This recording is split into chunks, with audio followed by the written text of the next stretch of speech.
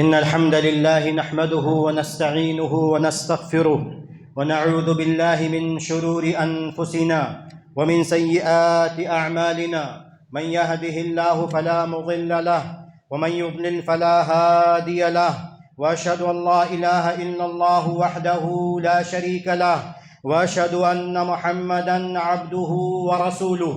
يا أيها الذين آمنوا اتقوا الله حق تقاته ولا تموتن إلا وأنتم مسلمون.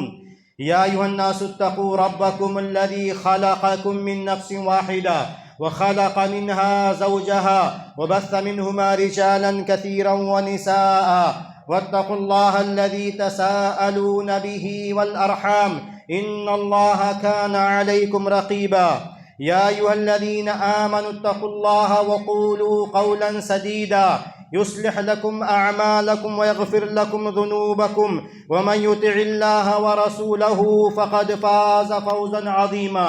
أما بعد، فإن خير الحديث كتاب الله، وخير الهدي هدي محمد صلى الله عليه وسلم، وشر الأمور محدثاتها، وكل محدثة بدعة، وكل بدعة ضلالة، وكل ضلالة في النار. محترم سامعین کرام، دوستوں، ساتھیوں، بزرگوں، نوجوانوں، بچوں، آج کے جمعہ کے مختصر سے خطبے میں جو باتیں مجھے آپ کے سامنے رکھنی ہیں وہ باتیں نئی ہیں.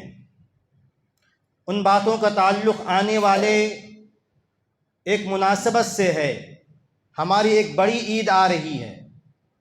جمعرات کے دن انشاءاللہ ہم ابراہیم علیہ السلام کی سنت کو زندہ کریں گے اور اپنے محبوب نبی محمد صلی اللہ علیہ وسلم کی سنت کو زندہ کریں گے.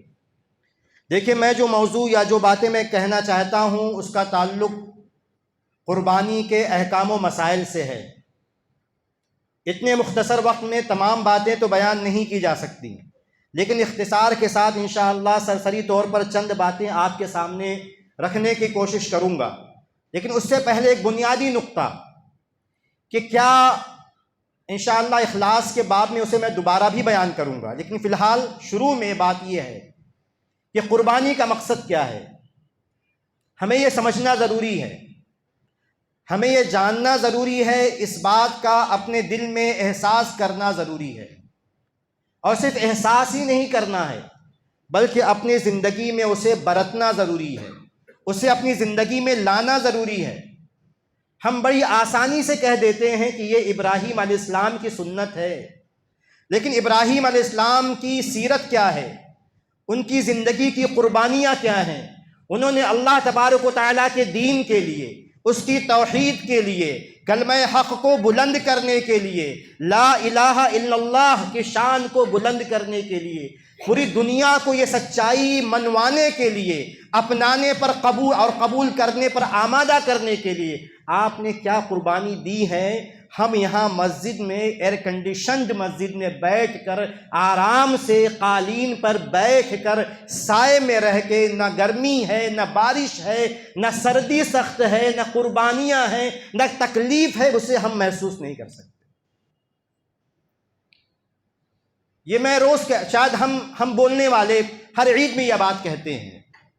موسم ایسا آتا ہے، مناسبت ایسی ہوتی ہے کہ یہ باتیں کی جاتی ہیں اور کی جانی چاہیے، لیکن ہمیں اس کا احساس بھی کرنا ہے کہ ہم کتنے آمادہ ہیں اپنے دین کے لیے قربانی دینے کے لیے. ہمارے درمیان کیونکہ لفظ اضحیہ جو ہے یہ اسی سے روٹ ورڈ جو ہے، اسی سے ایک لفظ عربی میں نکلتا ہے تضحیہ. تضحیہ کے معنی قربانی دینا، آج بھی استعمال ہوتا ہے.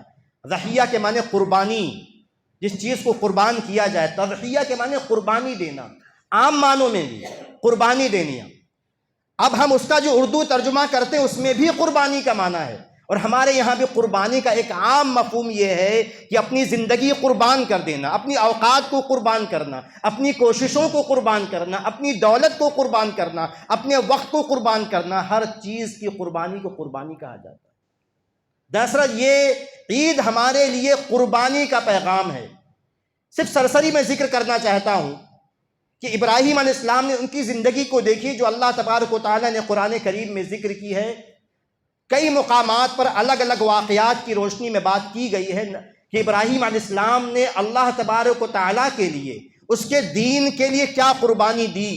آسان نہیں تھا۔ میں نے کہا کہ آج سفر کرنا آسان ہے، اس زمانے میں صرف سفر کا تصور کر لیا جائے، جلا وطنی کا تصور کر لیا جائے، اور بے آب و گیاہ مکہ میں اپنے خاندان کو چھوڑنے کا تصور کر لیں، جہاں آج تو بہت کچھ ہے اللہ تعالیٰ کے فضل و کرم سے، اس کی نعمت کی، لیکن کیا اس زمانے میں کچھ بھی نہیں تھا؟ جسے کہتے ہیں اردو والے بے آب و گیاہ، فارسی کا لفظ آب کے معنی پانی اور گیاہ کے معنی گھاس پھوس، کوئی سبزی، وہاں کوئی چیز نہیں تھی۔ لیکن پہلے سے شروع کرتے کہ ابراہیم علیہ السلام نے قربانیاں کیا دی، اپنی قوم کو دعوت دی، اپنے والد کی مخالفت مول لی۔ یہ آسان نہیں ہوتا، اپنے والد کی مخالفت کرنا، والد کی ناراضگی مول لینا، پھر پورے قبیلے کی، پورے علاقے کی، پورے قوم کی مخالفت مول لینا، بادشاہ وقت کی مخالفت مول لینا،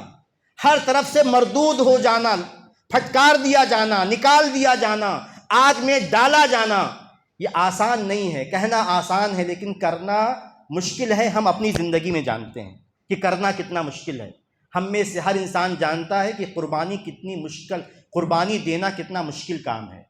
قربانی کا مطلب صرف جانور قربان کرنا نہیں ہے، اپنے جذبات کو قربان کرنا، خواہشات کو قربان کرنا، اپنی زندگی کے اوقات کو قربان کرنا۔ اگر قربانی مانگے، ہم میں سے ہر انسان اپنے آپ کو ٹٹولے، کوئی کسی پر ذمہ دار نہیں ہے کہ 5 وقت کی نمازیں قربانی مانگتی ہے، ہم میں سے کتنے لوگ قربانی دیتے ہیں۔ یہ ہمارا معیار، کسی کو بولنے کی ضرورت نہیں ہے۔ ہر انسان اپنے بارے میں جانتا ہے کہ قربانی وہ 5 وقت کی نماز پڑھنا ہے، وہ اپنے نیند کی قربانی، اپنے آرام کی قربانی، اپنے جذبات کی قربانی، اپنے وقت کی قربانی، جو بھی اس کے پاس شیطان نے جس چیز کو بھی آڑ بنایا ہے، جس چیز کو بھی رکاوٹ بنایا ہے نماز کے لیے، کیا وہ ان رکاوٹوں کی قربانی دیتا ہے؟ بس فیصلہ ہو گیا، ایک کام میں آپ کا فیصلہ ہو گیا۔ جانور قربان کرنا کوئی معنی نہیں ہے۔ اگر آپ نماز کی پابندی نہیں کرتے ہیں، آپ کے گھر میں گانے سنے جاتے ہیں نہیں سنے جاتے ہیں، آپ کے گھر میں سیریلز، فلمیں، گانا بجانا چلتا ہے، آپ کی بیٹی، آپ کے بیٹے، آپ کی بیوی، آپ بھائی بہن، تمام لوگ سنتے ہیں نہیں سنتے ہیں، قربانی کا یہی معنی ہے۔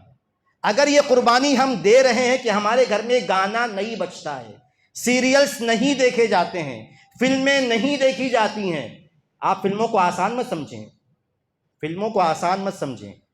فلم صرف اس وجہ سے بری نہیں ہے، میں تھوڑا سا اشارہ کرنا چاہتا ہوں، فلم صرف اس وجہ سے بری نہیں ہے کہ اس میں گانا ہے، اس میں جو سکھایا جا رہا ہے، جو تعلیم دی جا رہی ہے، وہ سراسر دین سے بغاوت کی تعلیم ہے، دین کے اصولوں کو پامال کرنے کی تعلیم ہے۔ عشق، معاشقہ، پیار، محبت، بظاہر کہنے میں الفاظ اچھے لگتے ہیں، لیکن یہ الفاظ وہ ہیں جو عزت کا جنازہ نکال دیتے ہیں، جو نوجوان نسل کو، ان کے دماغ کو خراب کر رہے ہیں۔ حقیقت یہ ہے، میں کہنا چاہتا ہوں، حقیقت یہ ہے کہ محبت کا کوئی معنی نہیں، عشق کا کوئی معنی نہیں۔ عشق وہی ہے جو میاں بیوی میں ہوتا ہے، محبت وہی ہے جو میاں بیوی کی محبت ہے۔ اس سے پہلے والی تمام محبتیں وہ جہنم کا راستہ تو ہو سکتی ہیں، انسانی جذبات انسان کے پاکیزہ جذبات نہیں ہیں۔ آج میڈیا سے مراد پورا جو فلم انڈسٹری ہے، جو میگزینز ہیں، جو مضامین ہیں، وہ پورا لاؤ لشکر ہے جو ایک بری چیز کو، ایک گندی چیز کو، ایسی چیز جو انسان کو، نوجوان لڑکے اور لڑکی کو سماج سے باغی کر دیتی ہے، دین سے باغی کر دیتی ہے، والدین سے باغی کر دیتی ہے، سماجی روایات سے باغی کر دیتی ہے، اپنی ذات کی پاکیزگی سے باغی کر دیتی ہے۔ انسان جذبات میں بہہ کے وہ چیزیں انجام دیتا ہے کہ اس کا ٹھکانہ دنیا میں بھی بدترین ہوتا ہے اور آخرت میں بھی بدترین ہوگا۔ صرف میں اشارہ کرنا چاہتا ہوں، قربانی کہتے کسے ہیں؟ کیا ہم یہ قربانیاں دے رہے ہیں؟ کیا آپ ہر بات آپ کہیں گے ریپیٹ کر رہا ہوں؟ ہاں، ریپیٹ کر رہا ہوں۔ آپ کو اللہ تبارک و تعالیٰ نے اپنے قرآن کے ذریعے، شریعت کے ذریعے نظام وراثت دیا ہے۔ پیسہ آپ کے پاس والد کا آ گیا، والد کا انتقال ہو گیا، والد کا ترکہ آپ کے قبضے میں ہے، چونکہ آپ بڑے بیٹے ہیں، یا آپ جو ہے جائیداد کو سنبھالنے والے ہیں، کاروبار کو سنبھالنے والے ہیں، والد کے زمانے میں بھی آپ کاروبار کو سنبھالتے تھے، گھر کا خیال رکھتے تھے، والد کا انتقال ہو گیا ہے، کیا آپ والد کا ترکہ اللہ تعالیٰ کے نظام وراثت کے اعتبار سے آپ تقسیم کر رہے ہیں کہ نہیں کر رہے ہیں؟ کر رہے ہیں تو قربانی کا فائدہ ہے، نہیں کر رہے ہیں تو حقیقت میں قربانی ٹھیک ہے، صحیح ہو جائے گی، ادا ہو جائے گی، لیکن اس کا کوئی فائدہ نہیں ہے۔ آپ 4 جانور لائیں، 20 جانور لائیں، اگر آپ نے باپ کی وفات کے بعد جائیداد کو انصاف سے تقسیم نہیں کیا ہے، اللہ تعالیٰ کے نظام وراثت کے مطابق تقسیم نہیں کیا ہے، تو ایسے 4 جانوروں کا کوئی فائدہ نہیں، 6 جانوروں کا کوئی فائدہ نہیں، 20 ہو جائیں، 100 ہو جائیں، ایسی کسی بھی قربانی کا کوئی فائدہ نہیں۔ اس کو سمجھیے، ہم بار بار اسی کو دہراتے ہیں، ابراہیم علیہ السلام کا اسوہ ہے قربانی، ابراہیم علیہ السلام کی سنت ہے قربانی۔ تو ابراہیم کے اسوے کا مطلب کیا ہے؟ ابراہیم علیہ السلام کی سنت کا مطلب کیا ہے؟ کہ دین کے لیے، اللہ تعالیٰ کے احکام و فرامین کے لیے اپنی زندگی تج دینا، اپنے آرام کو چھوڑ دینا، اپنی تمام خواہشات کو قربان کر دینا، یہی ابراہیم علیہ السلام کا اسوہ ہے۔ ہر انسان اپنی زندگی دیکھے، ہم دوسروں کو نہ بولیں، دوسروں کو بولنے سے مسائل حل نہیں ہوتے۔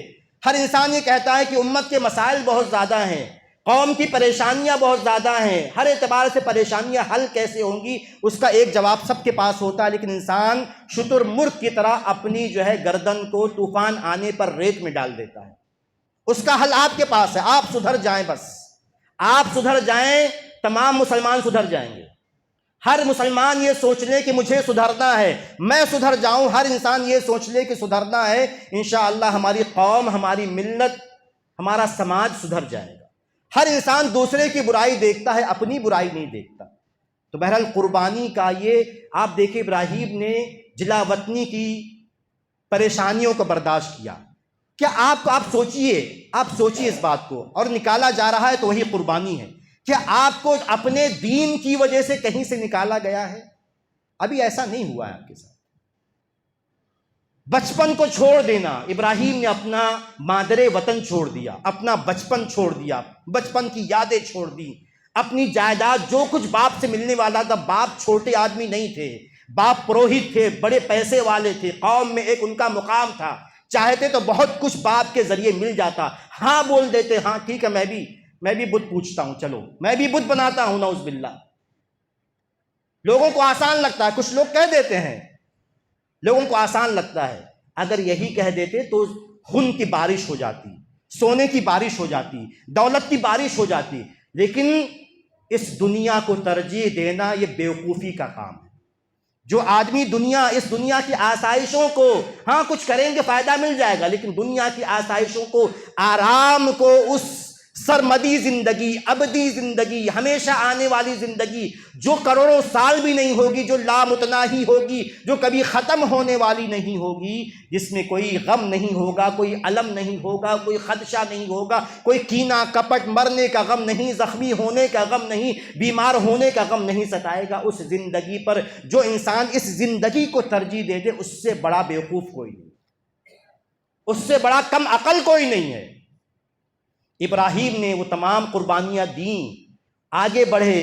آپ جانتے ہیں، صرف اشارہ کر رہا ہوں۔ اس کے بعد یہ بھی آزمائش تھی کہ ایک زمانے تک دونوں بیویوں سے بچے نہیں ہو رہے۔ آزمائش ہے کہ نہیں ہے؟ اللہ کے محبوب سوچیے اس کو، ہم تو بہت چھوٹے ہیں، ہماری تو کوئی حیثیت نہیں ہے، اللہ کے نبی ہیں، براہ راست بات کرتے ہیں اللہ تعالیٰ سے، وحی آتی ہے، وہی فرامین، اللہ تعالیٰ کے فرامین آتے ہیں، سب کچھ ہے۔ اللہ تعالیٰ اگر آپ پوچھے کوئی ابراہیم سے، چڑھا نہیں سکتا تھا؟ کوئی چڑھا سکتا تھا؟ ابراہیم بڑے دعوے کرتے ہو محبت کے، خلیل اللہ ہو، اللہ کے خلیل ہو، اللہ کے چہیتے ہو، اولاد کیوں نہیں آ رہی ہے؟ تمہارا رب تم سے ناراض ہے کیا؟ تمہارے دعوے جھوٹے ہیں کیا؟ کوئی کہہ سکتا تھا کہ ایک بڑھاپا آنے والا ہے، ایک بڑی عمر ہو گئی ہے، بچے نہیں ہو رہے ہیں، تم اللہ کے چہیتے کہلاتے ہو، خلیل اللہ ہو، نہیں ہو رہا ہے۔ ہم ہوتے تو کیا کرتے؟ بہت ہو گیا، ہم نے 10 سال، بہت لوگ 2 سال انتظار نہیں کرتے ہیں، شادی ہونے کے بعد ویسے ہی شروع ہو جاتا، بچے نہیں، بچے نہیں، بچے نہیں۔ اگر کسی کے ساتھ یہ 5 سال کا مسئلہ ہو جائے، 10 سال کا، تو اس کے بعد لوگ اس کو مشورہ دیتے ہیں وہ دور جاؤ، وہ اونچے مزار والے ہیں، وہ پانی میں مزار ہے، ان کا پہاڑ پہ مزار ہے، ان کا نیچے ہے، سرنگ میں ہے، وہاں کہیں کوئی سرنگ میں بھیجتا ہے، کوئی پہاڑ پہ بھیجتا ہے، کوئی ندی میں بھیجتا ہے، کوئی تالاب میں بھیجتا ہے، اور انسان عقیدے کا اتنا کمزور ہوتا ہے، قربانی دے دیتا ہے، سمجھ نہیں پاتا ہے۔ ابراہیم سے کیا آپ بڑے ہیں؟ کوئی موازنہ نہیں ہے، کوئی کمپیریزن نہیں ہے ہمارا، لیکن اشارہ کرنا، سمجھانے کے لیے بات کہہ رہا ہوں۔ ابراہیم علیہ السلام کو یہ بھی ایک قربانی تھی، یہ بھی ایک اللہ تعالیٰ کے لیے صبر و رضا، کہ اللہ تعالیٰ کی تقدیر پر، اللہ تعالیٰ کے فیصلے پر انسان صابر ہو، قانع ہو، سمجھے کہ یہ آزمائش ہے، آزمائشوں کو قبول کرنا، اس پہ ثابت قدم رہنا، یہی تو انبیاء کرام کا شیوا ہے۔ بچے نہیں ہوئے، اس کے بعد جا کے بچے ہوئے، اور بیچ میں تمام آزمائشیں، اس کے بعد جو ایک آخری اور بھی آزمائش، کہ اس کے بعد ایک بڑی آزمائش۔ اب اس کو سوچئے کہ ایک انسان سفر کرنا، آپ کہاں کی بات کر رہے ہیں؟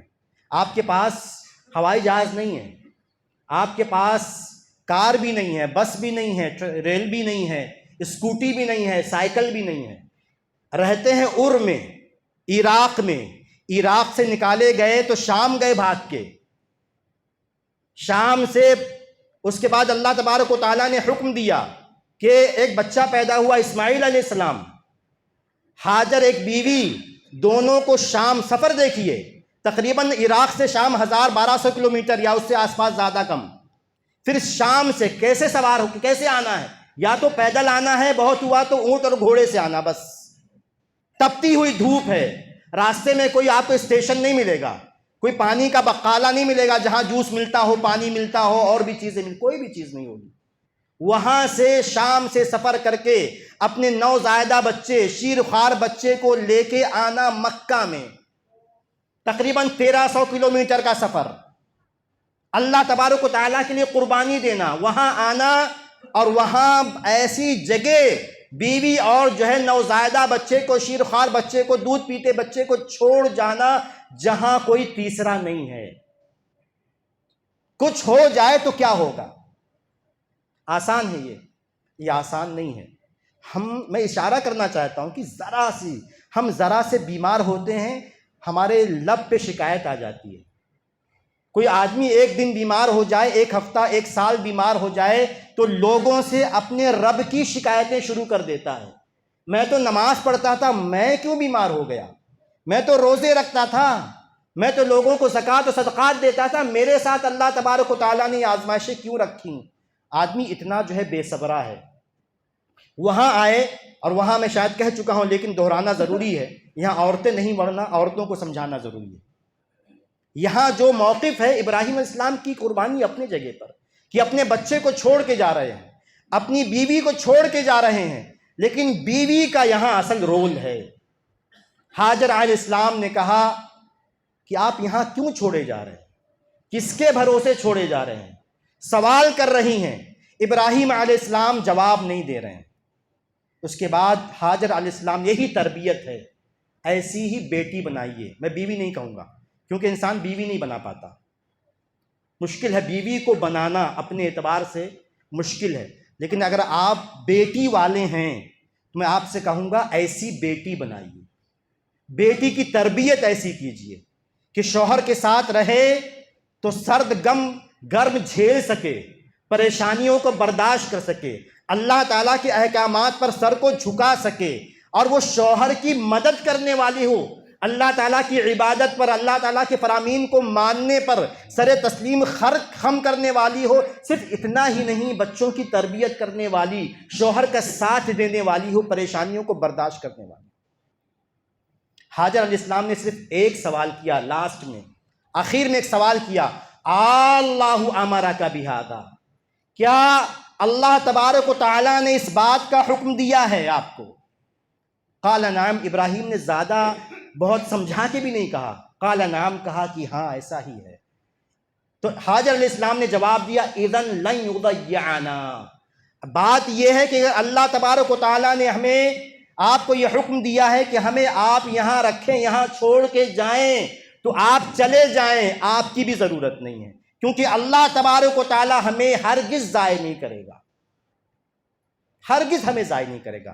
اگر رب کا حکم ہے یہاں، تو یہاں اسماعیل کی اولاد بسے گی، یہاں خانہ کعبہ تعمیر ہوگا، وہ گھر تعمیر ہوگا کہ جہاں ملائین کروڑوں اربوں لوگ ہر سال جہاں حج کرنے آئیں گے، جہاں کے آب زمزم کو مقدس پانی پی کر لوگ، مقدس پانی سمجھ کے لوگ پئیں گے، جہاں کی ہر چیز کو لوگ آنکھوں سے لگائیں گے، جہاں کبھی بھی اس کو سمجھیے ابراہیم علیہ السلام نے جو برکت کی دعا کی ہے، لوگ یہ کہتے ہیں کہ پٹرول ہے، پٹرول ختم ہو جائے گا تو کیا ہوگا؟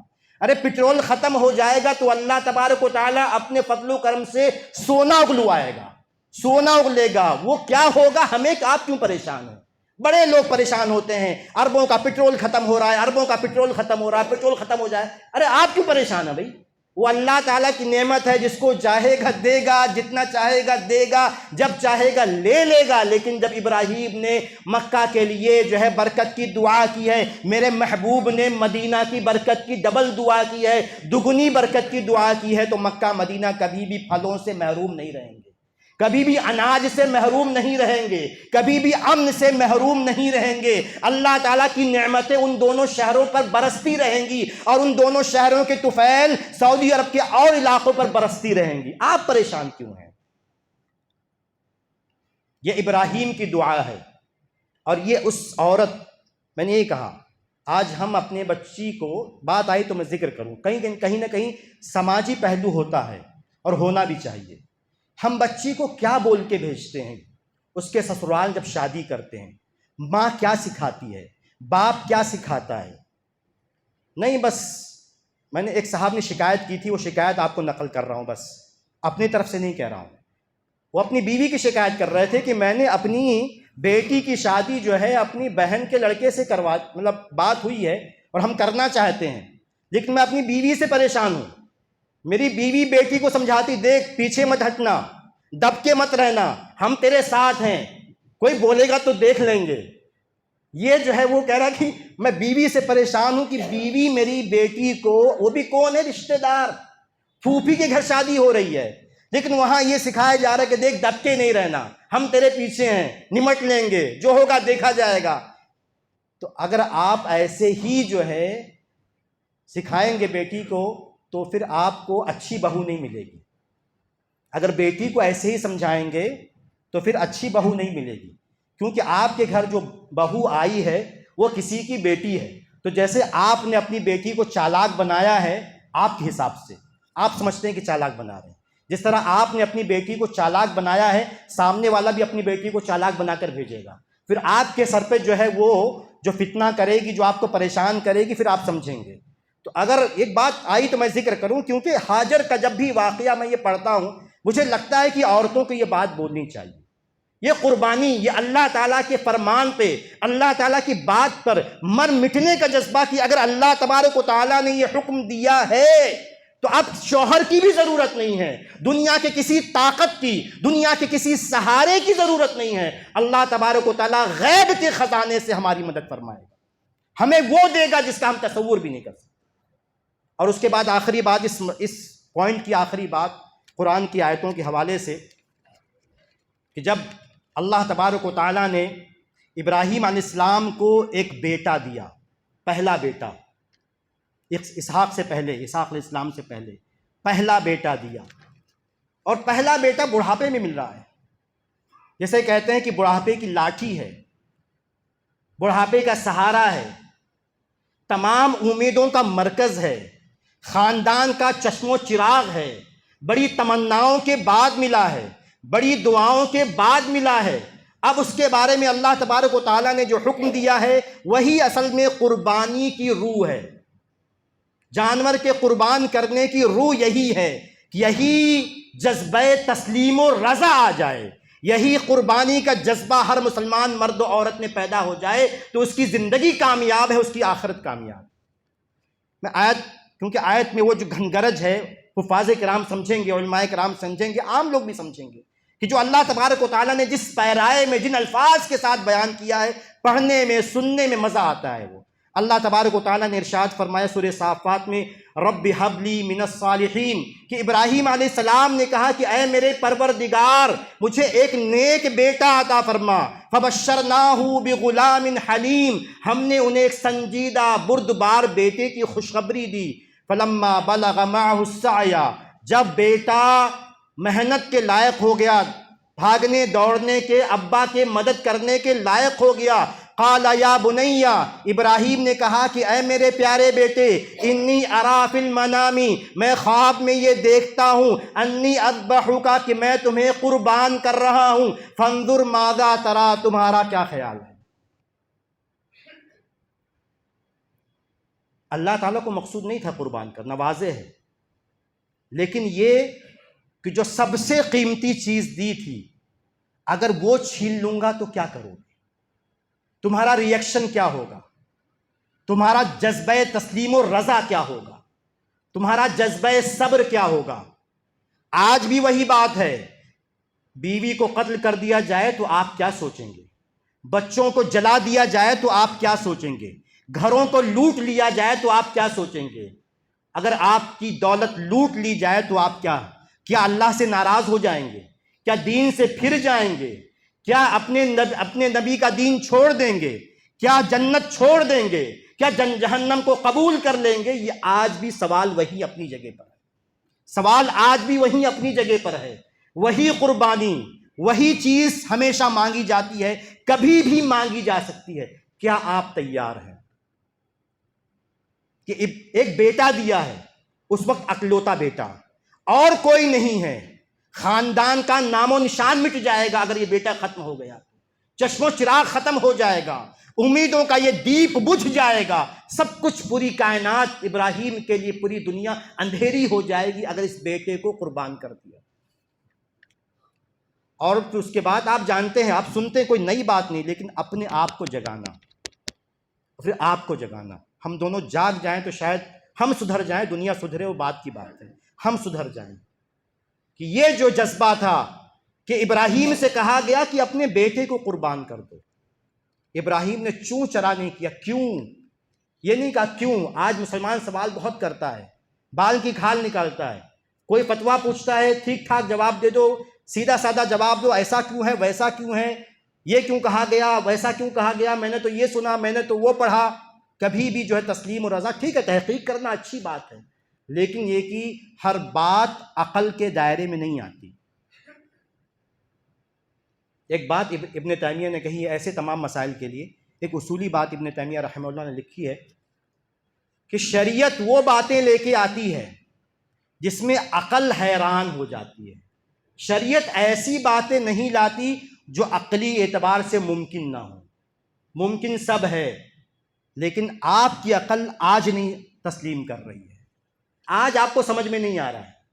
قرآن ایک اشارہ کرتا ہوں میں کہ قرآن میں اللہ تبارک، بہت ساری باتیں لیکن ایک اشارہ کر رہا ہوں ایک مثال دے کر، کہ قرآن میں اللہ تبارک و تعالیٰ نے ایک جگہ فرمایا ہے الیہ یصعد الکلم الطیب والعمل الصالح یرفعہ، کہ اللہ تعالیٰ کی طرف اچھی باتیں چڑھتی ہیں۔ اللہ تعالیٰ کو پتہ ہے، کیا یہ ناممکن ہے؟ نہیں ناممکن ہے۔ آپ سائنس کے کسی بھی فارمولے کو لائیں، سب سمجھیں، لیکن وہ آپ کی اپنی سمجھ ہے، وہ آپ کی اپنی پہنچ ہے، وہ اللہ تعالیٰ اپنی ذات پر اللہ تعالیٰ کا قیاس کیوں کر رہے ہیں آپ؟ تو ایک صاحب نے پرانے زمانے میں، بہت پرانے زمانے کی بات، کتاب میں انہوں نے لکھا ہے، یہ ہم نے پڑھا ہے ہم لوگوں نے کلاس میں، کہ انہوں نے لکھا کہ الکلمۃ لا تجوب السماء، بات جو ہوتی ہے وہ فضا میں تیرتی نہیں ہے۔ یہ اس زمانے کا دماغ کام کر رہا ہے۔ آج کسی کو بتاؤ فضا میں تیرتی ہے کہ نہیں تیرتی تھی، اوپر کی بات نہیں کر رہا ہوں، ایک الگ موضوع ہو جائے گا کہ یہ جو زمین کے غلاف کو پار کرتی کہ نہیں کرتی، وہ ایک الگ بات ہے، لیکن کم سے کم اتنا تو آج سمجھ میں آتا ہے نا، پہلے سمجھ میں نہیں آ رہا تھا۔ اتنا سمجھ میں آتا کہ آج جو ہے ہم جو ہے ریڈیو کے ذریعے جو ہے، اسی طرح فون کے ذریعے وہاں جو ہے اس کو کوڈ کیا جاتا ہے، اور اس کے بعد یہاں ہم جو ہے ہندوستان میں بیٹھے، سعودی سے فون آتا ہے، وہاں کوڈڈ کیا جاتا ہے، یہاں ڈیکوڈ کر کے ہم آواز میں تبدیل کر کے ہم سنتے ہیں، یعنی کلمات وہاں سے سفر کر کے ہواؤں میں سفر کر کے یہاں آتے ہیں۔ تو بہرحال یہ میں نے کہا کہ اس طرح اعتراضات لوگ یہاں وہاں کے بہت کرتے ہیں، لیکن تسلیم کرنا کہ کچھ باتیں، کیونکہ غیب پر ایمان لانے کا یہی مطلب ہے کہ بہت ساری باتیں شاید آپ کے سمجھ میں نہ آئے. شریعت کوئی بھی نامعقول بات نہیں کہتی، ہاں ایسی بات کہتی ہے جو آج کی سائنس جہاں تک نہیں پہنچی، آج کا دماغ جہاں تک نہیں پہنچا ہے. بہرحال میں یہ کہہ رہا تھا کہ جب یہ ابراہیم کی قربانی اور پھر بیٹے کو ایسی تربیت، بیٹی کی ایسی تربیت کہ جب یہ کہا انی اذبحک فانظر ماذا تری، کہ میں تمہیں قربان کر رہا ہوں، تمہارا خیال کیا ہے؟ قال یا ابت افعل ما تؤمر. اسماعیل علیہ السلام نے کہا کہ اے پیارے ابا جان، افعل ما تؤمر، آپ کو جس بات کا حکم دیا جا رہا ہے آپ اسے کر گزریے. ستجدنی انشاءاللہ من الصابرین، انشاءاللہ آپ مجھے صبر کرنے والا پائیں گے. کیا ہم نے اپنے بیٹے کو ایسا بنایا ہے کہ بولو بیٹا نماز پڑھنے جاؤ تو چلا جاتا ہے، بیٹی نماز پڑھو اذان ہو گئی تو پڑھ لیتی ہے؟ بہت سمپل مثالیں. بیٹی قرآن پڑھو تو اٹھ کے پڑھنا شروع کر دیتی ہے، بیٹا قرآن پڑھو تو وہ شروع کر دیتا ہے. بیٹا چلو روزہ رکھ لیتے ہیں تو روزہ آپ کے ساتھ رکھتا ہے. کیا آپ نے بیٹے کی یہ تربیت کی ہے؟ کیا آپ نے بیٹی کی یہ تربیت کی ہے؟ یہی ابراہیم کی قربانیوں کے اسباق میں سے ایک سبق ہے کہ بیٹے کو ایسا بنایا. بہت ساری باتیں ہیں، سماجی اعتبار سے بات کریں تو بہت ساری باتیں ہیں. آج ہم میں سے بہت سارے لوگ شیطان کا ڈبہ موبائل. آپ یہ مت بولیے گا کہ جو ہے ایک عام سا مولوی کچھ بھی بول رہا ہے، اس کو موبائل کے بارے میں نہیں پتہ، اس کو آج کی ٹیکنالوجی کے بارے میں نہیں پتہ، اور کیا کیا فائدے موبائل کے ہو سکتے ہیں، کیا نقصانات نہیں پتہ. مجھے سب پتہ الحمدللہ. اتنا تو میں دنیا میں، اتنا تو میں سائنس سے دلچسپی رکھتا ہوں اور اس طرح کی چیزوں سے دلچسپی رکھتا ہوں کہ مجھے انگریزی، مطلب تعریف کے لیے نہیں، لیکن میں یہ کہتا ہوں کہ آج کے علماء کرام ہیں ایسے جن کو انگریزی آتی. بھائی آپ اگر اخبار کے ذریعے، نیٹ کے ذریعے کوئی معلومات لیتے ہیں تو علماء بھی لیتے ہیں. علماء کی وہ اتنی انگریزی آتی، مجھے بھی اتنی انگریزی آتی ہے کہ میں کوئی بھی آرٹیکل پڑھ سکوں، اس کا ترجمہ کر سکوں، اردو میں، عربی میں، کسی بھی زبان میں، جو زبانیں میں جانتا ہوں.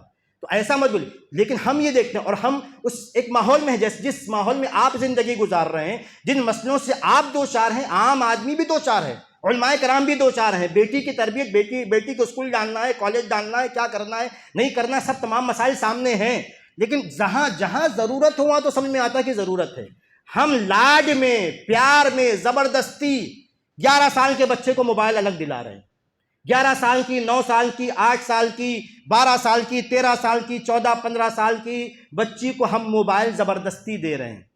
میں ایک مثال دے رہا ہوں، تعریف نہیں، لیکن ہم نے کوشش کی. میری بچی 16 سال سے اوپر ہے، ابھی تک اس کے پاس کوئی موبائل نہیں. اور ایسا نہیں کہ وہ آپ سے کسی سے کم جانتی ہے، جو الحمدللہ اس کو جو معلومات ہیں وہ عام بچوں کی طرح ہیں. ہر وہ چیز پڑھتی ہے، دیکھتی ہے. اچھا بھی اس نے جو 10ویں میں اچھا نمبر بھی ٹھیک ٹھاک لائی ہے، بہت اچھا نہیں لائی جیسا سوچے تھے، لیکن لائی ہے. 83 لائی ہے. کچھ کام، مطلب اشارہ کر رہا ہوں کہ مطلب یہ کہ ایسا نہیں ہے کہ ہم بچی کو، زیادہ پرسنل نہیں، لیکن کہ میں یہ کہہ رہا ہوں کہ بچی نے کبھی ایسا ظاہر نہیں کیا خواہش کہ نہیں مجھے موبائل چاہیے. تو میں جب کوشش کریں گے تو تھوڑا تھوڑا بچے کو سمجھائیں گے. تو ایسا نہیں ہے کہ بچہ بذات خود مانگتا ہے. اصل میں کبھی کبھی ہم لاڈ میں آ جاتے ہیں. نہیں، بچے کو موبائل اپنے آپ کی اپنی پریشانی اس کے سر ڈالنے کے لیے، تربیت نہیں کرنی ہے، اس کو پڑھانا نہیں ہے، اس سے بات نہیں کرنی ہے، تو ہم اس کو موبائل دیتے ہیں تاکہ ہماری جان چھوڑ دے. بہرحال آگے بڑھتے ہیں. تو یہ جو ہے یہ جذبہ بچوں میں پیدا کرنا کہ یا ابتی فعل ما تؤمر ستجدنی انشاءاللہ من الصابرین، کہ آپ مجھے صبر کرنے والوں میں پائیں گے.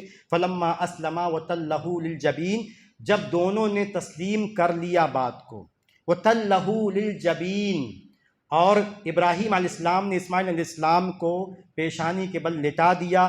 وَنَادَيْنَاهُ أَن يَا إِبْرَاهِيمُ، ہم نے پکارا، ہم نے آواز لگائی، ندا دی، اے ابراہیم قد صدقت الرؤیا، آپ نے خواب سچ کر دکھایا. اِنَّا كَذَلِكَ نَجْزِي الْمُحْسِنِينَ، ہم اسی طرح نیک کام کرنے والوں کو، اسی طرح احسان کرنے والوں کو بدلہ دیتے ہیں. إِنَّ هَذَا لَهُوَ الْبَلَاءُ الْمُبِينُ، اللہ تبارک و تعالیٰ نے کہا کہ یہ بہت بڑی آزمائش، ہم نے ایک آخری آزمائش ابراہیم کو دی تھی. إِنَّ هَذَا لَهُوَ الْبَلَاءُ الْعَظِيمُ، یہ بہت بڑی آزمائش ہے. وَفَدَيْنَاهُ بِذِبْحٍ عَظِيمٍ، اس کے بعد ہم نے بدلے میں بطور فدیہ ہم نے ان کو ایک قربانی کا جانور آسمان سے پیش کیا. یہ ایک آخری بات تھی اس تعلق سے، تقریباً ختم ہو گیا وقت، کہ یہ آخری بات یہ تھی کہ یہ جو پورا، اس کے بعد چونکہ وقت نہیں بچا، میں تھوڑا سا وہی ایک دو بات کر لوں اخلاص ہی کے تعلق سے، اسی پر ہم بات شاید رہ جائے گی. لیکن یہ جو ہے اصل پیغام، میسج، روح، جو بھی آپ کہیے، یہ قربانی کا پیغام ہے. ہم بات زیادہ کر سکتے ہیں، زیادہ باتیں سن سکتے ہیں، لیکن کوشش کریں کہ اپنے نفس کو ماریں، اپنے جذبات کو قابو میں کریں، اپنی خواہشات کو قابو میں کریں. اور ابراہیم علیہ السلام کی سنت کا جو اصل مقصد ہے کہ جنت کے لیے قربانی دینا، اللہ تبارک و تعالیٰ کے دین کے لیے قربانی دینا، اللہ تبارک و تعالیٰ کے احکامات کو ماننا، نبی کے احکامات و فرامین کو ماننا، اس کے لیے اپنی ذات کی تربیت ویسے کرنا، اپنی ذات کی تربیت، قرآن، علماء کرام کے خطبے، علماء کرام کی باتیں سننا، قرآن کو پڑھنا، قرآن کسی عالم کے ساتھ قرآن کی تفسیر پڑھنا، حدیثوں کی تشریح کسی عالم کے ساتھ بیٹھ کے پڑھنا، اور وہ جذبات، یہ اپنے اندر یہ باتیں، یہ علم، یہ تمام باتیں پیدا کرنا، اور یہی چیز وراثت کے طور پر اپنے بچوں میں منتقل کرنا، کہ آپ کے بچوں کی ذہنیت بھی ایسی ہو، آپ کی بیوی بھی ایسی ہو، آپ کے والدین بھی ایسے ہوں، آپ کے گھر کے چھوٹے بھائی بہن جو آپ کی زیر نگرانی ہیں، کم سے کم وہ ایسے ہوں کہ دین کے لیے قربانی دینے کا جذبہ ان کے اندر ہو. دو بات کہہ کے بات ختم کر دیتے ہیں، وقت ہو گیا ہے. اسی متعلق ہی بات ہے کہ ہم قربانی کرنے جا رہے ہیں، اور میں نے سوچا تھا کہ احکامات زیادہ بیان کروں گا، لیکن باتیں کریں تو ایک ہی پر بات ختم ہو جاتی ہے. کوئی بات نہیں، اتنا کافی ہوتا ہے. لیکن یہ کہ قربانی ہم کرنے جا رہے ہیں، اس میں جو میں نے اشارہ کیا قربانی کا، اس کے ساتھ ساتھ ایک بات یہ ہے جو یاد دلانی ہے. چھوٹی سی بات ہے، ہم سب جانتے ہیں، لیکن اس کو اپنے اندر پیدا کیجئے کہ اخلاص. آپ ایک جانور کریں چلے گا. یہ بعض دفعہ، کیونکہ میں یہ کیوں کہہ رہا ہوں، کیونکہ ہم لوگ دیکھتے ہیں، ہم لوگ آپس میں دوسروں کو، اپنے آپس میں محلے والے رشتہ دار ایک دوسرے کو، اس کا بکرا بڑا ہے، اس کا بکرا جو ہے بڑا ہے، کچھ ابھی بھی چل رہا ہے، ابھی بھی ہم ایسا سوچتے ہیں، ہم ایسا سوچ رہے ہیں، ایسا کر رہے ہیں. اگر نہیں کرتے تو بولنے کی شاید اتنی ضرورت نہیں پڑتی، لیکن ابھی بھی وہی سوچ ہے کہ وہ 4 لے کے آئے ہیں تو ہم 8 لے کے آئیں گے، وہ ہم سفید لے کے آئیں گے، ہم ایسا لے کے آئیں گے، ہم بڑا گوشت، اچھا گوشت والا لے کے آئیں. اگر یہ تمام باتیں آپ اللہ تعالیٰ کے لیے کر رہے ہیں تب تو ٹھیک ہے کہ بھئی اللہ تعالیٰ کی راہ میں اچھا جانور قربان کریں گے، دیکھنے میں خوبصورت ہو، موٹا تازہ ہو، اچھا گوشت نکلے تاکہ غریبوں کو زیادہ کھلا سکیں. اگر نیک مقاصد کے تمام کے تحت یہ باتیں، تب تو ٹھیک، کوئی بات نہیں ہے. لیکن اگر آپ لوگوں کو دکھانے کے لیے کر رہے ہیں، لوگوں سے مقابلہ کر رہے ہیں، تو یہ اچھی بات نہیں. انما الاعمال بالنیات. یہ قربانیاں، حقیقت یہ ہے، یہ قربانیاں قیامت کے دن ہمارے منہ پہ مار دی جائیں گی. سمپل سی بات، یہ قربانیاں ہمارے سر پہ، ہمارے منہ پہ مار دی جائیں گی. تم نے جس کے لیے قربانی کی تھی، جاؤ اس کے پاس بدلہ لے لو. پڑوسی کے لیے کی تھی نا، پڑوسی سے مقابلہ تھا، جاؤ پڑوسی سے بدلہ لو، وہ پڑوسی تم کو ثواب دے گا. کسی بھائی سے مقابلہ آ رہی تھی، بھائی 3 لے کے آئے تو میں ان کا دوسرا بھائی، تو میں تو چھوٹا تھوڑی ہوں، پیسہ میرے پاس بھی زیادہ ہے، میں 4 لے کے آؤں گا، میں 5 لے کے آؤں گا، میں ان سے بڑا لے کے آؤں گا. وہ اتنا بڑا لائے ہیں تو میں اتنا بڑا لاؤں گا، بیل کی طرح لاؤں گا. یہ تمام باتیں بچوں کو مت سکھائیے. دیکھیں بچے معصوم ہوتے ہیں، بچے سمجھ نہیں پاتے. بچوں کو ہمیں سمجھانا ہے کہ بیٹا ایسی بات مت بولو، سب اللہ کے لیے. چھوٹا لائیں تو بھی ہم چھوٹا لائیں، وہ ان کا چھوٹا ہو، ہمارا بڑا، ان کا چھوٹا، ان کا چھوٹا، ہمارا بڑا. اس سے سمجھائیں اس بات کو، بیٹے کو، بچے کو سمجھائیے یہ بات بچپن سے. ورنہ ایسے بڑھتا جائے گا تو بڑا ہو جائے گا، 40 سال کا ہو جائے گا تو سمجھائیں گے تو سمجھ میں نہیں آئے گا. انسان جب بڑا ہو جاتا نا، جو وہ کر و فر، جو فخر، غرور، گھمنڈ بچپن سے اس کے نس میں ڈالا گیا ہے، اس کے خون میں ڈال دیا آپ نے، تو اس کے بعد وہ 40 سال کا ہو گیا، 50 سال کا ہو گیا، تب تو اور نہیں مانتا ہے. اب ایسا ابا بڑے ہو گئے 50 سال کے، اب بیٹے بھی سمجھا نہیں پاتے ہیں ابا کو. ابا بولتے نہیں ہم لے کے آئیں گے، 5 لے کے آئیں گے. اب بیٹے چاہتے ہیں کہ بھائی 5 مت لاؤ، 3 میں کام چل جائے گا. اللہ تعالیٰ کے لیے کر رہے ہیں، 3 میں ہمارا کام نمٹ جاتا ہے، اللہ کی عبادت کے طور پر بھی اور لوگوں کے کھلانے کے اعتبار سے بھی ہماری فیملی میں 3 چل جاتا ہے تو چلا لو۔ ہاں نہیں چلتا ہے بھائی، پیسہ اللہ نے دیا ہے، فیملی بڑی ہے، زیادہ لوگوں کو بانٹتے ہیں تو 10 کر لو، کوئی مسئلہ نہیں ہے، 20 کر لو، کوئی مسئلہ نہیں ہے، لیکن یہ کہ دکھاوے کے لیے نہیں۔ تو نبی کی بہت واضح حدیث ہے انما الاعمال بالنیات، کہ تمام اعمال کا دار و مدار جو ہے نیت پر ہے۔ اسی طرح نبی اللہ تعالیٰ نے ارشاد فرمایا، آیت مشہور ہے، آپ کو بتا دیتا ہوں، قل ان صلاتی و نسکی و محیای و مماتی للہ رب العالمین، کہ اے نبی کہہ دیجئے کہ میری نماز، میری قربانی، میرا مرنا، میرا جینا اللہ تعالیٰ کے لیے ہے، تو تمام جہانوں کا پالنے والا ہے، لا شریک لہو، اس کا کوئی شریک نہیں ہے، وَبِذَالِكَ أُمِرْتُ، مجھے اسی بات کا حکم دیا گیا ہے، وَأَنَا أَوَّلُ الْمُسْلِمِينَ، اور میں سب سے پہلے اللہ تبارک و تعالیٰ کی بات ماننے والا ہوں۔ ایک دوسری آیت جس موقع پر ہمیشہ تلاوت کی جاتی ہے، سورہ حج کی آیت نمبر 37، اللہ تبارک و تعالیٰ نے ارشاد فرمایا لَن يَنَالَ اللَّهَ لُحُومُهَا وَلَا دِمَاؤُهَا وَلَٰكِن يَنَالُهُ التَّقْوَىٰ مِنكُمْ، کہ اللہ تبارک و تعالیٰ کے پاس تمہاری قربانیوں کا گوشت نہیں پہنچے گا، ان کا خون نہیں پہنچے گا، بلکہ تمہارے دل کا تقوی اللہ تعالیٰ کو پہنچے گا۔ تو اس کو سمجھنا ضروری ہے، اسی لیے نبی جو ہے، ایک بات آئی، میں اسی پر ختم کرتا ہوں بات، کہ ہم دیکھیں اللہ کے رسول صلی اللہ علیہ وسلم نے مدینہ میں 10 سال قربانی کی ہے، 10 سال۔ ایسا نہیں تھا کہ ہمیشہ حالات تنگ تھے، لیکن اللہ کے رسول نے، ہمیں لگتا ہے کہ اسی وجہ سے 1 یا 2، اس سے زیادہ قربانی نہیں کی۔ بعض روایتوں میں 1 کا تذکرہ ہے کہ بعض سالوں میں آپ نے 1 جانور قربان کیا، بعض سالوں میں آپ نے 2 جانور قربان کیا، جبکہ حج میں آپ نے 100 جانور قربان کیا۔ لیکن ہمیشہ قربانی میں 10 سال کی قربانی میں آپ نے 2 سے زیادہ جانور بقرعید کے موقع پر اللہ کے رسول نے قربان نہیں کیے ہیں۔ اس میں کوئی اختلاف نہیں کہ 2 سے زیادہ آپ نے نہیں کیے، 1 یا 2۔ اور اسی لیے ابو ایوب انصاری رضی اللہ تعالیٰ عنہ کا مشہور جو ہے واقعہ ہے، ان کی اپنی بات ہے کہ انہوں نے کہا کہ نبی کے زمانے میں ہر گھر سے صرف 1 قربانی ہوا کرتی تھی، اب لوگوں نے فخر و مباحات میں، مقابلہ آرائی میں، فخر کرنے میں اضافہ کر دیا ہے، ورنہ نبی کے زمانے میں 1 گھر سے صرف 1 جانور قربان ہوتا تھا۔ تو ہمیں جو کوشش کرنا چاہیے، میں یہ نہیں کہتا، علماء کرام نے چونکہ ایسی کوئی تحدید نہیں بیان کی ہے کہ آپ 2 سے زیادہ نہیں کر سکتے، لیکن بہرحال نبی نے کبھی بھی 2 سے زیادہ نہیں کیا ہے۔ تو اگر کوئی ضرورت ہے کھانے کھلانے کی تو 2 سے زیادہ کریں، لیکن اگر 2 میں ضرورت پوری ہو جاتی ہے تو نبی کا 10 سال کا اسوہ یہی ہے کہ اگر 2 سے ضرورت پوری ہو جاتی ہے، قربانی عبادت کے ساتھ ساتھ کھانے کھلانے کی، بانٹنے کی ضرورت اگر 2 سے پوری ہو جاتی ہے تو ہمیں 2 ہی پر اکتفا کرنا چاہیے، 2 سے زیادہ نہیں کرنا چاہیے۔ لیکن اگر آپ کو لگتا ہے کہ آپ کی ضرورتیں ہیں، اللہ تعالیٰ نے پیسہ دیا ہے اور ضرورت ہے، زیادہ بانٹتے ہیں، زیادہ پہچان کے لوگ ہیں، زیادہ رشتہ دار ہیں، زیادہ لوگوں کو کھلاتے ہیں، دوستوں کو بلاتے ہیں، دعوت لیتے ہیں، تمام چیزیں جائز ہیں، کرنا چاہیے۔ تو اگر ایسی کوئی بات ہے تو آپ 2 سے زیادہ کر لیں، کوئی حرج کی بات نہیں ہے۔ لیکن اگر ایسی کوئی ضرورت نہیں، صرف اللہ تعالیٰ کے لیے کرنا چاہتے ہیں، آپ کو لگتا ہے کہ 2 کفایت کرتا ہے، تو 2 کرنا ہمارے لیے کافی ہے۔ اللہ تعالیٰ سے دعا ہے کہ اللہ تعالیٰ ہمیں کہنے سننے سے زیادہ عمل کرنے کی توفیق عطا فرمائے۔ اقول قولی ھذا واستغفر اللہ لی ولکم ولسائر المؤمنین فاستغفروہ انہ ھو الغفور الرحیم۔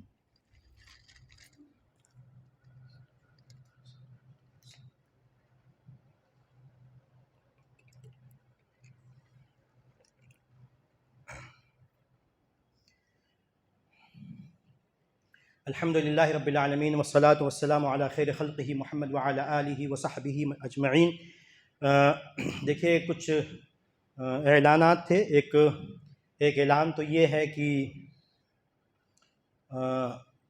آپ بمبئی دیکھ رہے ہیں، بمبئی میں بارش نہیں ہو رہی ہے، آج صبح تھوڑی سی ہوئی ہے، اور ہمیں بہت زیادہ اللہ تبارک و تعالیٰ سے دعا کرنا چاہیے کہ بمبئی میں بارش ہو، کیونکہ آپ جانتے ہیں بمبئی میں آپ رہتے آئے ہیں سالوں سے، اگر بارش نہیں ہوئی تو پانی کی کٹوتی ہو جائے گی۔ سب سے بڑا مسئلہ ہم شہریوں کے ساتھ یہ ہوگا کہ پانی کے مسائل پیدا ہو جائیں گے۔ تو یہ اللہ تعالیٰ کی رحمت ہے، اس کے لیے ہمیں اللہ تبارک و تعالیٰ سے دعا کرنا چاہیے، اگر ہو سکے تو لوگوں کو صلاۃ استسقاء بھی پڑھنا چاہیے۔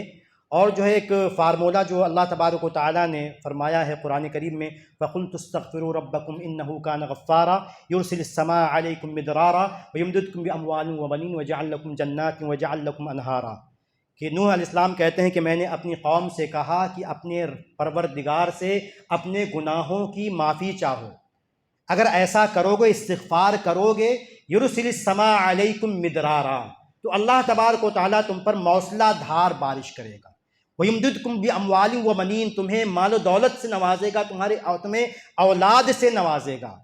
تو کہنے کا مطلب یہ ہے کہ ہمیں اپنے جو بھی کبھی حدیثوں کا معنی یہ ہے کہ بارش جو رکتی ہے بندوں کے گناہوں کی وجہ سے بھی، تو ہمیں اپنے گناہوں سے سچی توبہ کرنا چاہیے، استغفار کرنا چاہیے، اللہ تعالیٰ سے بارش مانگنی چاہیے اور نماز استسقاء کا اہتمام کرنا چاہیے۔ دوسری بات یہ ہے کہ ابھی جو ہے عید کی نماز کا وقت متعین نہیں ہوا، تو انشاءاللہ آئندہ عید کی نماز کا جو ہے وقت آپ کو بتایا جائے گا۔ فی الحال متعین نہیں ہو سکا ہے کہ عید کی نماز کس وقت جو ہے پڑھی جائے گی۔ اور تیسرا اعلان یہ تھا کہ جامعۃ الرشاد، آپ جانتے ہیں کہ جامعۃ الرشاد میں بیت المال ہے، اور وہاں جو ہے جو بھی ان کے لوگ بیواؤں کی مدد یا جو بھی ان کے طریقے ہیں مدد کرنے کے سماج کے جو ہے کمزور طبقات کے لیے وہاں کام ہو رہا ہے، اور وہاں جو ہے عید الاضحیٰ کے موقع پر قربانی کی کھالیں جمع کی جاتی ہیں۔ تو پہلی بات تو یہ ہے کہ آپ وہاں قربانی کی کھالیں کوشش کریں کہ وہ لوگوں کو بلائیں، وہاں کے لوگوں کو جو وہاں نمائندہ لوگ ہیں یا جو بھی ان کے کام کرنے والے ہیں، بلکہ اس سے بہتر یہ ہوگا اگر موقع ہے، وقت ہے آپ کے پاس، اللہ نے آپ کو گاڑی دی ہے خاص طور سے، تو اپنے قربانی کی کھال، یہ زیادہ ثواب کا کام ہے۔ سامنے والے کو پریشان نہ کریں، اپنی گاڑی سے اپنی کھال لے کر جامعۃ الرشاد میں پہنچا دیں، ان کے لیے آسانی ہوگی، آپ کا ثواب بڑھ جائے گا۔ اور ایک انہوں نے یہ بھی کہا ہے کہ چونکہ کھال کی قیمت آپ جانتے ہیں کہ اس وقت بہت کم ہے، اور جو مقصد پہلے ہوا کرتا تھا کہ کھال جمع ہوگی، اچھے جو ہے قیمت میں بک جائے گی تو اس سے زیادہ ہمارا فائدہ کسی بھی ادارے کا ہوگا، اب صورتحال ایسی نہیں ہے۔ تو ان کی طرف سے درخواست ہے، آپ پر واجب نہیں ہے، ان کی طرف سے درخواست ہے کہ ایک کھال کے ساتھ ساتھ اگر آپ 200 روپیہ اضافی ایکسٹرا بھی آپ دے دیں، جس کی رسید آپ کو ملے گی، تو انشاءاللہ ان کا کام بھی ہو جائے گا۔ اور 200-400 روپیہ اگر آپ نے 30,000 کا بکرا خریدا ہے، اگر آپ نے 40,000 کا، 50-60,000 کا 2-3 بکرا، 70,000 کا، 1 لاکھ کا، ہوتا کہ نہیں ہوتا؟ خریدنے والے خرید رہے ہیں نا بھائی۔ اگر آپ 20,000، 30، 40، 50، 60، 1 لاکھ کا بکرا خریدتے ہیں، اور کسی ادارے کو اگر آپ 4 کھال کا 800 روپیہ دے دیں، 5 کھال کا 1000 روپیہ دیں، تو آپ کے انشاءاللہ آپ کے لیے جو ہے جسے کہتے ہیں کہ اونٹ کے منہ میں زیرے کا دانہ، اس طرح ہوگا انشاءاللہ، آپ کا کام بھی ہو جائے گا، آپ کو ثواب بھی مل جائے گا، اور سامنے والے کا جو مقصد ہے کہ لوگوں کی مدد کرنا، انشاءاللہ وہ چیز بھی پوری ہو جائے گی۔ تو اسی پر جو ہے بات کو ختم کرتے ہیں۔ ان اللہ ملائکۃ یصلون علی النبی یا ایھا الذین آمنوا صلوا علیہ وسلموا تسلیما، اللهم صل علی محمد وعلی آل محمد کما صلیت علی ابراہیم وعلی آل ابراہیم انک حمید مجید، اللهم بارک علی محمد وعلی آل محمد کما بارکت علی ابراہیم وعلی آل ابراہیم انک حمید مجید۔ ایک بات اور رہ گئی تھی، دعا جو ہے بہت کیونکہ جمع ہوتے ہیں ہم جو ہے ایک دوسرے کی خیر خیریت بھی جاننا چاہیے، اور دعا جو ہے جو بھی ہمارے سماج میں بیمار ہیں، لوگ کہتے ہیں کہ دعا کر دیجئے، تو میں بول دیتا ہوں کہ دعا کیجئے، لیکن حقیقت یہ ہے کہ یہاں تو ایک زبانی دعا ہو جاتی ہے، رسمی دعا۔ اگر آپ سے یہ کہا جائے کہ کسی کے لیے دعا کیجئے، تو آپ کبھی اگر نام لے کے کہا جائے تو اور واضح انداز میں، اگر نام نہیں بھی لیا جائے تو کبھی اکیلے میں سوچ کے، آپ کو ابھی بہت وقت ہے، جمعہ کے بعد کبھی بھی اکیلے میں، تنہائی میں، رقت میں، کبھی دل کہہ رہا ہے تو اتنا یاد کر لیجئے کہ ان کا نام لیا گیا تھا یا نام نہیں بھی لیا گیا تھا، اللہ تعالیٰ ان کو شفا دے دے۔ جو بھی دعا آپ کو کرنی ہے، تو جو بھی سماج میں بیمار ہیں، اللہ تعالیٰ سے دعا ہے کہ اللہ تعالیٰ جو ہے ان کو شفائے کاملہ عاجلہ عطا فرمائے۔ اللہ تبارک و تعالیٰ جو مقروض ہیں، اللہ تبارک و تعالیٰ غیب سے ان کے قرض ادا کرنے کا ذریعہ بنا دے، اللہ تعالیٰ قرضے کی ادائیگی ان کے لیے آسان کر دے۔ اللہ تعالیٰ جو پریشان ہیں کسی بھی اعتبار سے، اپنی مالی زندگی میں، اپنے کاروباری زندگی میں، اپنی خانگی زندگی میں، اپنی ذاتی پریشانیوں میں، اللہ تعالیٰ ہم تمام لوگوں کی پریشانیاں جو اپنی رحمت سے، اپنی توفیق سے، اپنے فضل و کرم سے دور فرما دے، آمین۔ اقول قولی ھذا واستغفر اللہ لی لکم ولسائر المؤمنین فاستغفروہ انہ ھو الغفور الرحیم، واقیموا الصلاۃ۔